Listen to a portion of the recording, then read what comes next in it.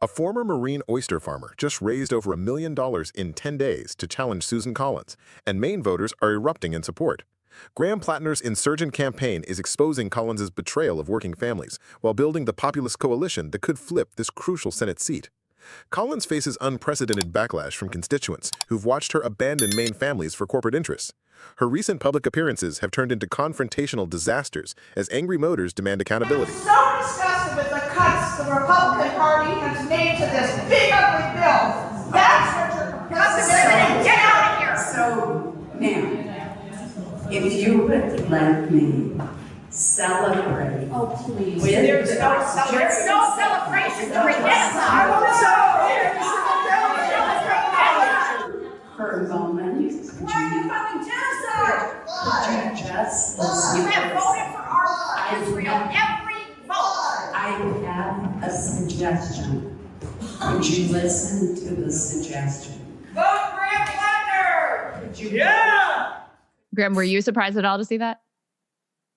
I mean, obviously it's quite, the reaction to all of this has been quite flattering and in many ways very surreal.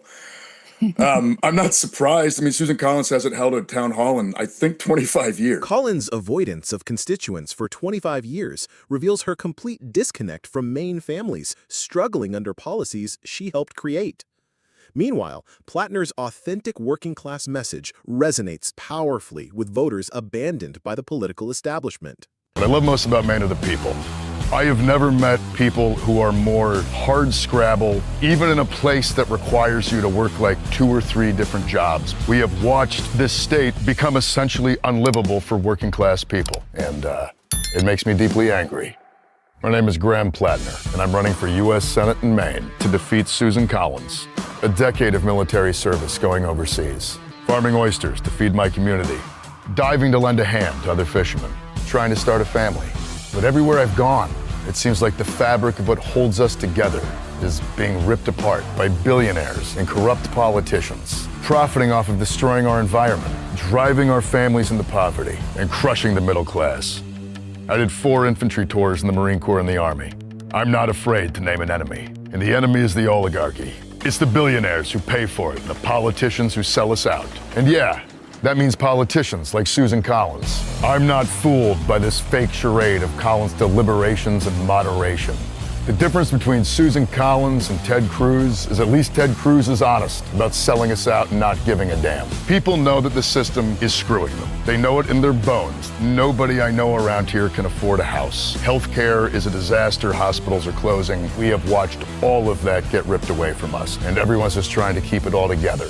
Why can't we have universal health care like every other first world country? Why can't we take care of our veterans when they come home? Why are we funding endless wars and bombing children? Why are CEOs more powerful than unions? We fought 3 different wars since the last time we raised the minimum wage. I'm not pretending to have all the answers, but I know that I'm asking the right questions. When I tell people around here that I'm running for Senate, sometimes the initial reaction is, what the but when I tell them why I'm doing it, because I truly do believe that we can build a system that is going to represent working people, the #1 response has been, well, thank God somebody's going to do it. You're supposed to fight for the things you love. This is our home, and I will fight tirelessly for it, for you. It's Mainers first, and Maine always. Platner's momentum exploded at a massive Portland rally where Bernie Sanders endorsed his campaign. The crowd's response to his direct attack on Collins showed the depth of voter anger. Ladies and gentlemen, your next senator from the state of Maine, Graham Platner.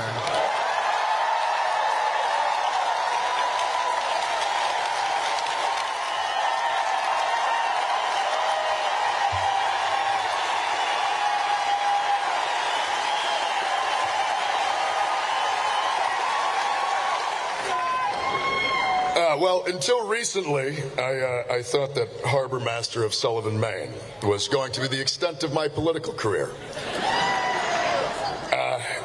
And now I am here. Susan Collins' charade is wearing thin. This is the easiest applause lines in these speeches. No one cares that you pretend to be remorseful as you sell out to lobbyists.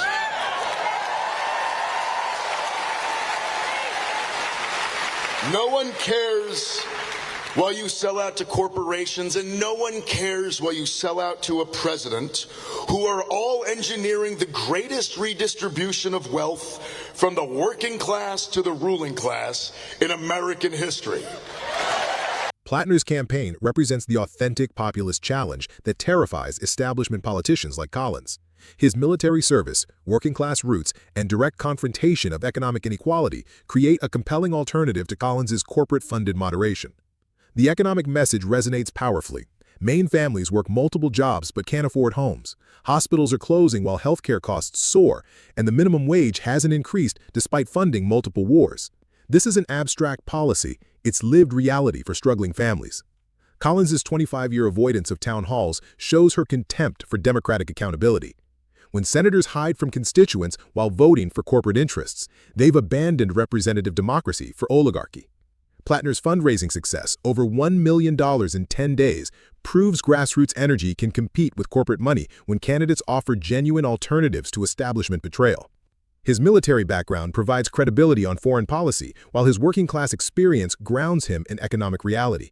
The combination creates a formidable challenge to Collins's hollow centrism.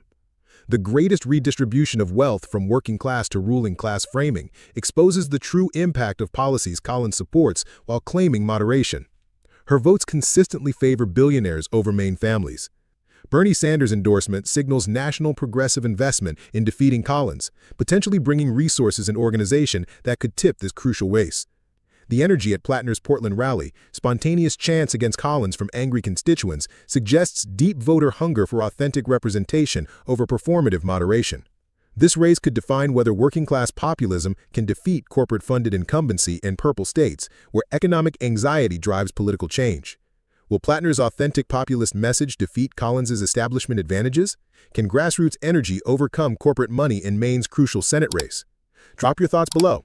Subscribe for more coverage of insurgent campaigns challenging the political establishment, and hit that notification bell because races like this determine whether American democracy serves working families or corporate oligarchy.